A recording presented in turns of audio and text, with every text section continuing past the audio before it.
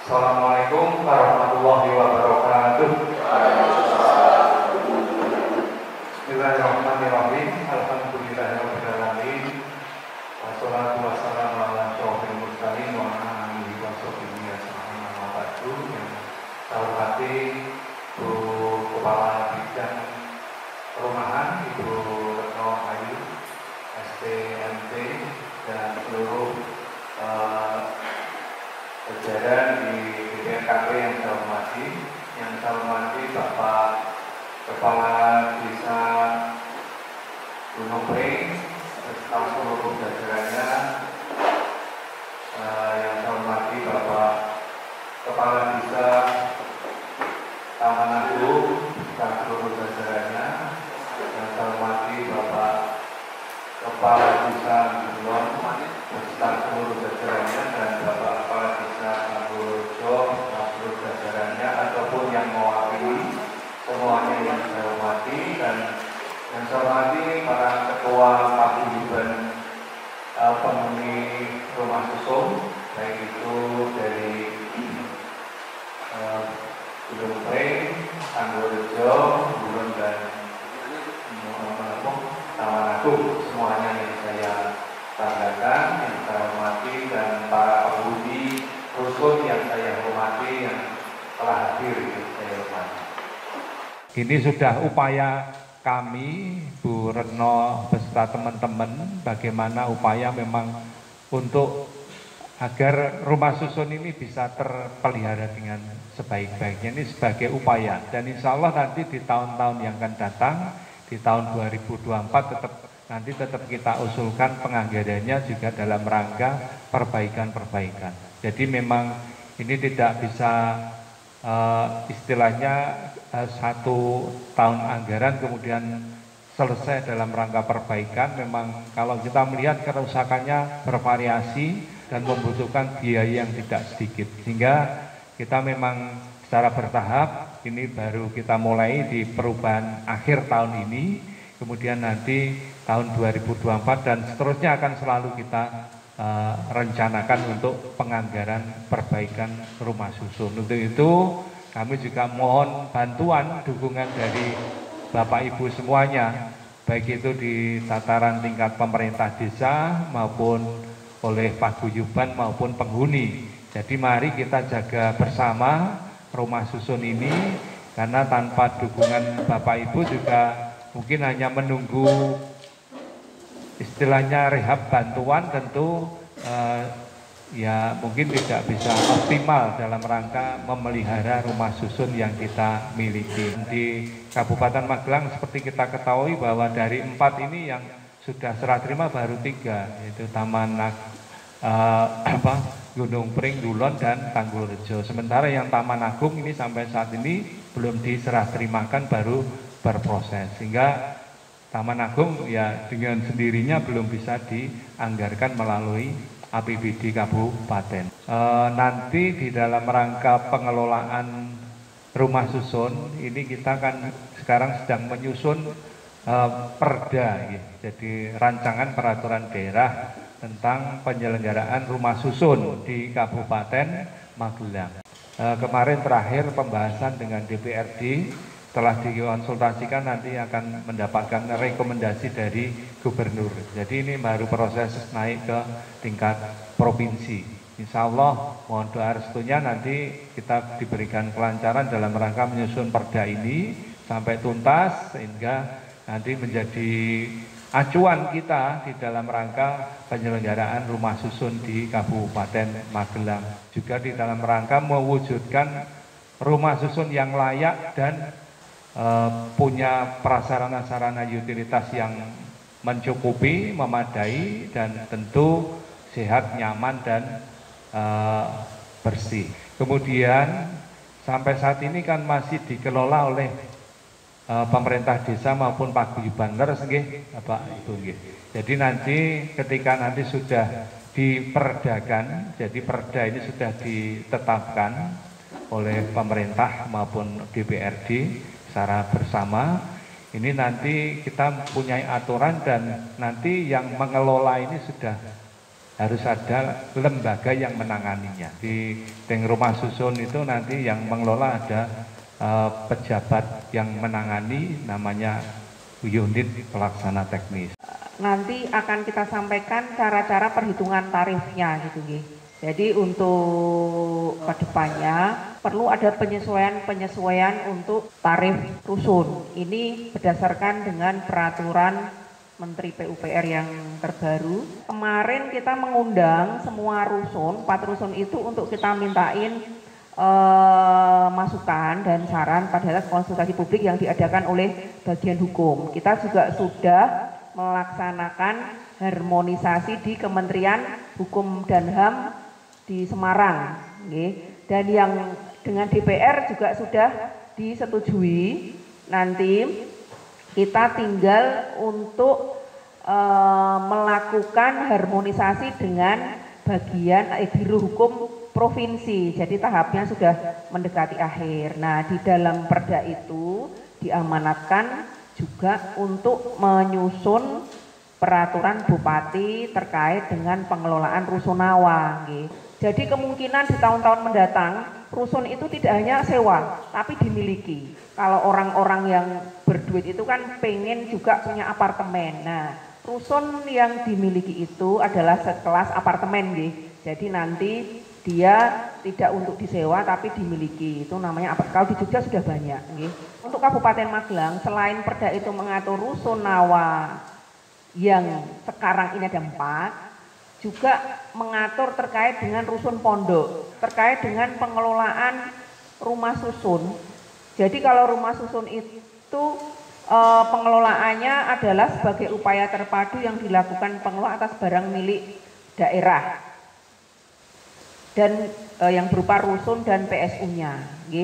Jadi rusun itu bangunan dan PSU. PSU itu adalah seperti halamannya, ruang terbuka hijaunya, jalan di halamannya itu. Jadi itu adalah masuk dalam PSU-nya. Terus pengelolaan rumah susun meliputi operasional, pemeliharaan, perawatan, bagian bersama, benda bersama, dan tanah bersama. Sesuai dengan pasal 49 Permen PUPR nomor 7 tahun 2022. Ini aturannya sangat baru, kalau yang mungkin selama ini tarif yang dipakai itu adalah aturan tarif lama.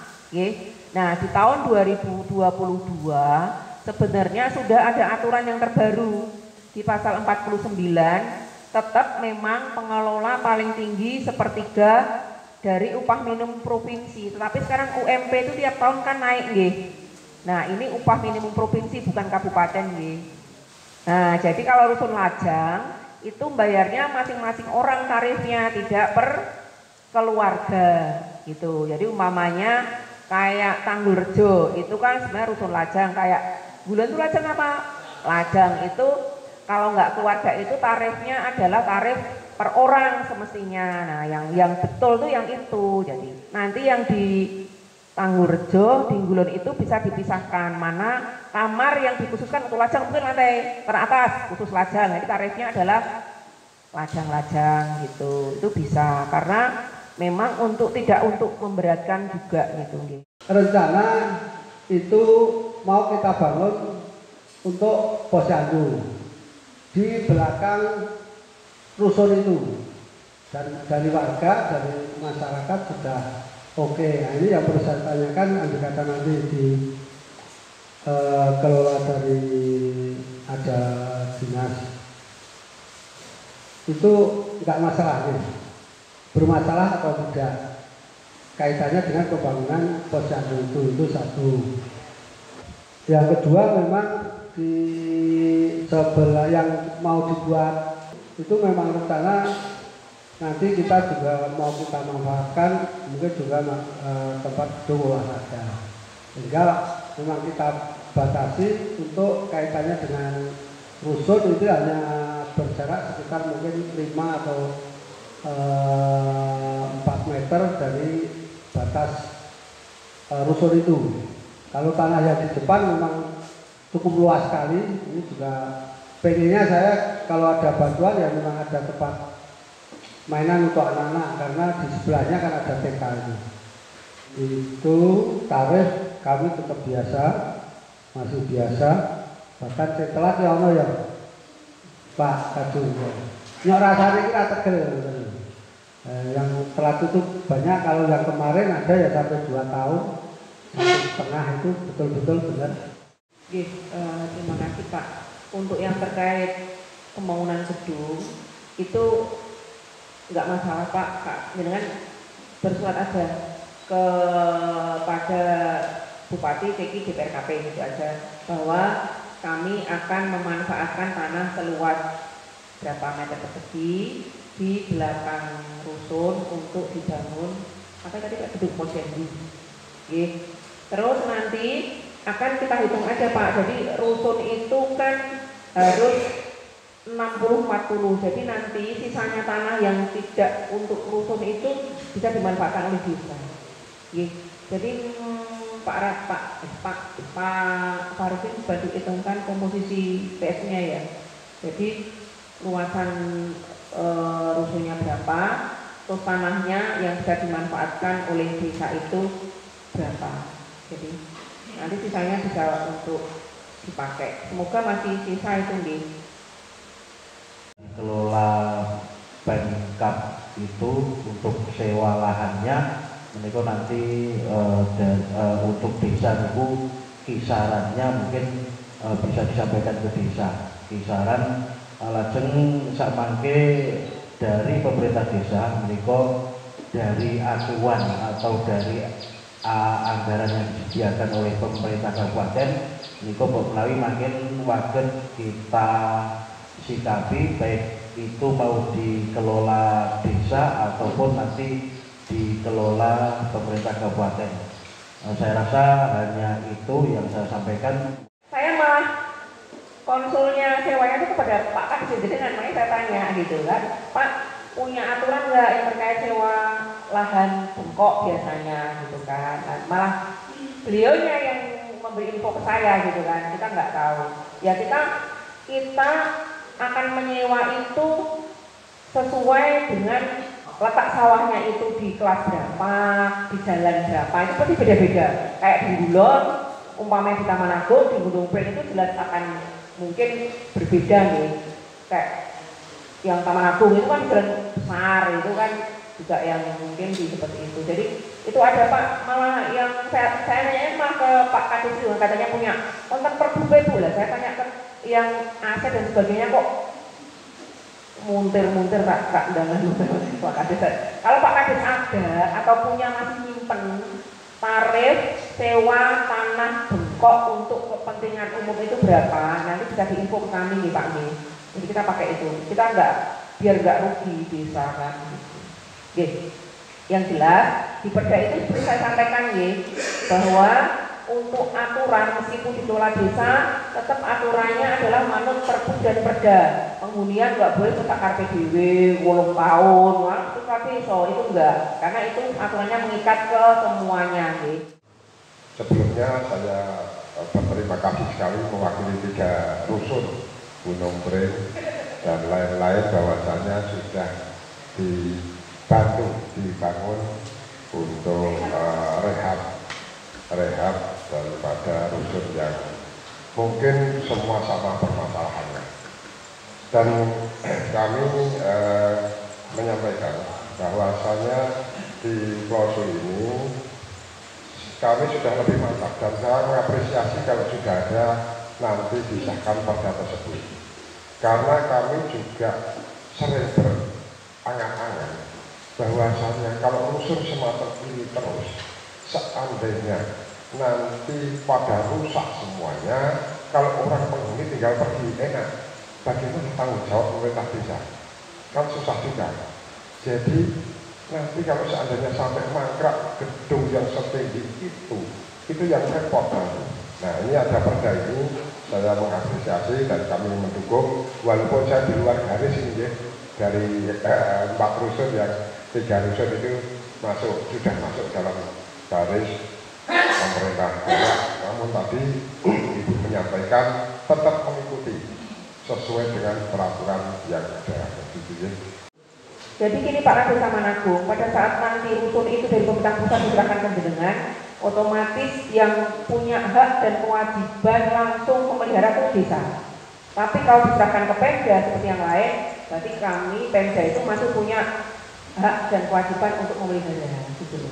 Karena pada saat pemerintah pusat langsung menyerahkan ke desa, otomatis berarti kan merupakan aset desa, bukan aset Pemda. Nah kalau yang tiga ini kan asetnya masih Pemda, jadi kita masih boleh untuk memelihara. Tapi kalau besok sudah diserahkan ke desa, kita sudah sama sekali tidak boleh mengalokasikan anggaran sepeser pun untuk pemeliharaan. Gitu.